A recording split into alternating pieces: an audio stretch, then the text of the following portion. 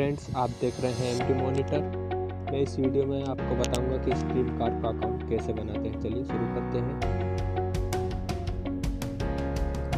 आप यदि Facebook account से जुड़ना चाहते हैं तो फेसबुक से जुड़िए, गूगल से जुड़ना है तो गूगल से, या आईफोन अकाउंट से जुड़ना है तो आईफोन अकाउंट से भी जुड़ सकते हैं। तो गूगल अकाउंट से जुड़ता हूँ।